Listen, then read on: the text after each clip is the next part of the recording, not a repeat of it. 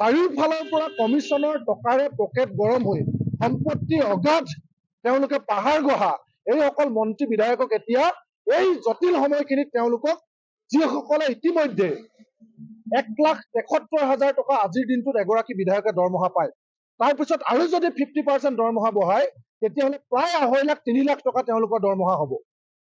যি সময়ত মানুহ বানপানীত ককবকাই আছে, যি সময়ত মানুহৰ এই সময়ত মূল্য বৃদ্ধিত জুৰুলা হৈছে, চাৰিওফালে এখন বাইক লৈ ওলাই যাব নোৱাৰে, এখন গাড়ী লৈ ওলাই যাব নোৱাৰে, পুলিচে ৰাস্তাত খেদি খেদি টেক্স লয়, মানুহে মেডিচিন কিনিব পৰা নাই, কাৰোবাৰ ঘৰত বেমাৰ হ'লে মাটি বিক্ৰী কৰি এতিয়া চিকিৎসা কৰিবলগীয়া হৈছে। মানুহক এই ধৰণে অথাই সাগৰত পেলাই মানুহক বানপানীত ককবকাই থাকিবলৈ দি তেওঁলোকে এচি ৰুমত বহি আয়োগ পাতিছে যে তেওঁলোকৰ দৰমহা 3 লাখ 4 লাখ টকা কৰিব লাগে।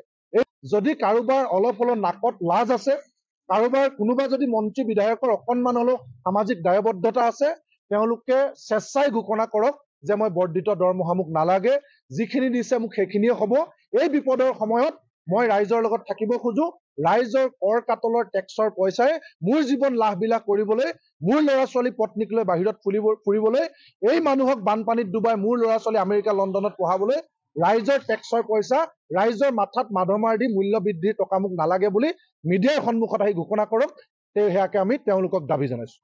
এজন কৰ্মচাৰীয়ে এতিয়া নতুন পেঞ্চন নীতি অনুসৰি তেওঁ উৰেটো জীৱন ৰাইজৰ সেৱা কৰি চাকৰি কৰাৰ পাছতো 1 টকাও তেওঁলোকে এতিয়া পেঞ্চন নাপায়। আৰু মন্ত্ৰী বিধায়কৰ ক্ষেত্ৰত এজন মন্ত্ৰী বা বিধায়কে 1 ঘণ্টাৰ কাৰণেও যদি তেওঁ শপত গ্ৰহণ কৰে তেতিয়াহ'লে তেওঁ গোটেই জীৱনটো পেঞ্চন পাব।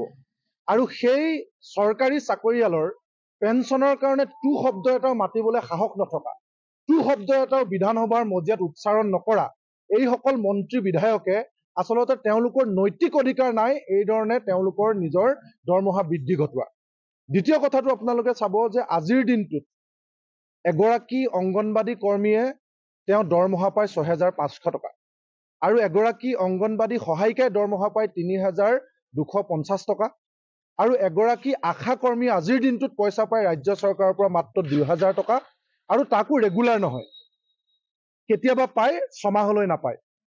আপোনালোকে জানে আজিৰ দিনটোত আশা কৰ্মীসকলক আমি ৰাইজৰ সেৱক বুলি কওঁ, যি ধৰণে আমি মন্ত্ৰী বিধায়কসকলে নিজকে ৰাইজৰ সেৱক বুলি কয়, ছ'চিয়েল ছাৰ্ভিচ কৰিছো বুলি কয়, ঠিক তেনেকৈ অংগনবাদী কৰ্মীসকলেও কেতিয়াবা 2,000 পায়, কেতিয়াবা নাপায়, তেওঁলোকে ৰাইজৰ সেৱা আগবঢ়াই থাকে। কিন্তু সেই অংগনবাদী কৰ্মীসকলে নিজৰ চাকৰি নিয়মীয়াকৰণৰ দৰমহা বৃদ্ধি কৰিবলৈ যেতিয়া আন্দোলন কৰে তেতিয়াহ'লে তেওঁলোকৰ আন্দোলনক গুৰুত্ব প্ৰদান কৰা নহয়। অংগনবাদী কৰ্মীসকলে ছাত্ৰ ছাত্ৰীক শিশুসকলক পঢ়ুৱাৰ লগতে পিঠিত এটা বেগ লৈ ৰ'দ নাই বৰষুণ নাই তেওঁলোকে পলিঅ' খুৱাই থাকিব লাগে, ভেকচিন দিব লাগে, কত নানা কামত মন্ত্ৰী বিধায়ক আহিলে তেওঁলোকক মাথা গন্তিৰ কাৰণে মিটিংবিলাকলৈ লৈ যোৱা হয়। তাৰ পাছত কিন্তু অংগনবাদী কৰ্মী আজি বছৰ বছৰ আন্দোলন কৰি আছে তেওঁলোকৰ দৰমহা বৃদ্ধিৰ কাৰণে, কিন্তু সেই দৰমহা বৃদ্ধি কৰা নহয়।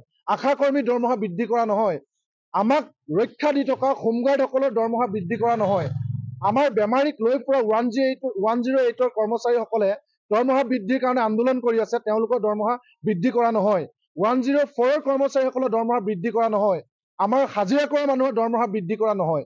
কিন্তু চাৰিওফালৰ পৰা চিণ্ডিকেটৰ টকা লোৱা, চুপাৰী চিণ্ডিকেট, মাছৰ চিণ্ডিকেট, কয়লাৰ চিণ্ডিকেট, পনীৰ চিণ্ডিকেট, চিণ্ডিকেটৰ ভুৱে বাৱে টকা ঘটা আৰু চাৰিওফালৰ পৰা অবৈধ ধনেৰে গিজগিজাই থকা প্ৰতিটো ঠিকাদাৰৰ পৰা কমিশ্যন খোৱা MLA মন্ত্ৰীবিলাকক এতিয়া 50% অধিক হাৰত তেওঁলোকক দৰমহা লাগে।